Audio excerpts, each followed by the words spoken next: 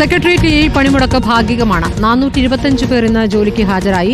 സെക്രട്ടേറിയറ്റിലാകെ 4600 ജീവനക്കാരാണ് ഉള്ളത്.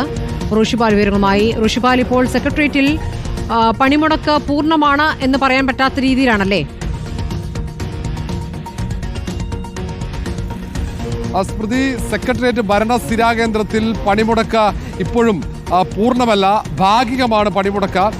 സാധാരണ സെക്രട്ടേറിയറ്റ് ഏതാണ്ട് സ്തംഭിക്കുന്ന സാഹചര്യമാണ് പൊതുപണിമുടക്കിൽ ഉണ്ടാകാറുള്ളത്. കാരണം അവിടെ ഏറ്റവും സ്വാധീനമുള്ളത് ഭരണാനുകൂല സംഘടനയാണ്. CPM-ൻ്റെ അനുകൂല സംഘടന, പിന്നെ CPI, ഒപ്പം തന്നെ UDF അനുകൂല സംഘടനകൾ, ഇവരെല്ലാവരും പൊതുപണിമുടക്കിലാണുള്ളത്. പക്ഷേ എന്നാൽ പോലും അവിടെ 400-ലേറെ ഉദ്യോഗസ്ഥന്മാർ ഇപ്പോഴും സെക്രട്ടേറിയറ്റിൽ ജോലിക്ക് ഹാജരായി എന്നാണ് കണക്കുകൾ വ്യക്തമാക്കുന്നത്. ഏതാണ്ട് 4600-ഓളം ജീവനക്കാരാണ് സംസ്ഥാന സെക്രട്ടേറിയറ്റിലുള്ളത്.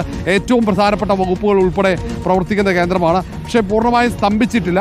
പക്ഷേ മറ്റ് ഓഫീസുകൾ അതുപോലെയല്ല. ഭൂരിഭാഗം സർക്കാർ ഓഫീസുകളും തലസ്ഥാനത്ത് ഏതാണ്ട് സ്തംഭിച്ച സാഹചര്യത്തിൽ തന്നെയാണ് മുന്നോട്ട് പോകുന്നത്. നിലവിലെ കണക്കാണ് 11 മണിക്ക് നമുക്ക് ലഭ്യമായ കണക്കനുസരിച്ചാണ് ഇത്രയും പേർ, ഏതാണ്ട് 425ഓളം പേർ അവിടെ സെക്രട്ടേറിയറ്റിൽ ഹാജരായി എന്ന വിവരം ലഭിക്കുന്നത്. ഈ ഡയസ്നോൺ പ്രഖ്യാപനമൊന്നും അത് ബാധിച്ചിട്ടില്ല എന്ന് വേണ്ടേ കരുതാൻ? ഇപ്പോൾ 4686 പേർ ആകെയുള്ളതിൽ 423 പേർ മാത്രം വന്നു എന്ന് പറയുമ്പോൾ അതൊരു വലിയ കണക്കുമല്ല.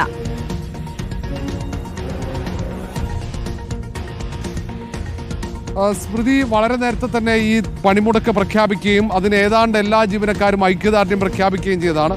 അതുകൊണ്ട് തന്നെ ഈ സമരം വിജയം തന്നെയാണ്. സെക്രട്ടേറിയറ്റിൽ ഇത്രയും പേർ മാത്രമല്ല, അതിൻ്റെ കണക്ക് പരിശോധിക്കുമ്പോൾ താരതമ്യേന വളരെ കുറവാണ്. ഏതാണ്ട് 10% താഴെ മാത്രം ജീവനക്കാരാണ് ഇപ്പോൾ ഹാജരായിരിക്കുന്നത്.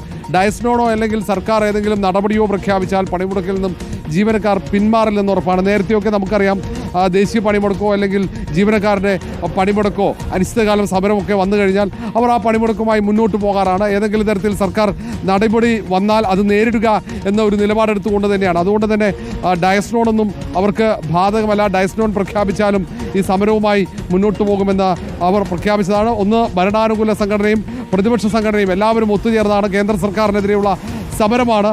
അതുകൊണ്ട് തന്നെ സ്വാഭാവിക നടപടിക്രമം എന്ന രീതിയിൽ സർക്കാർ ഡയസ്നോൺ പ്രഖ്യാപിച്ചതല്ലാതെ സർക്കാരിൻ്റെ ഭാഗത്ത് ഏതെങ്കിലും തരത്തിൽ ഈ സമരം പൊളിക്കാനുള്ള നീക്കങ്ങളൊന്നും ഉണ്ടാകുന്നില്ല. ശരി, 4600 ജീവനക്കാരുള്ളതിൽ 425 പേരാണ് ഇന്ന് ഹാജരായിരിക്കുന്നത്. വിശദാംശങ്ങൾ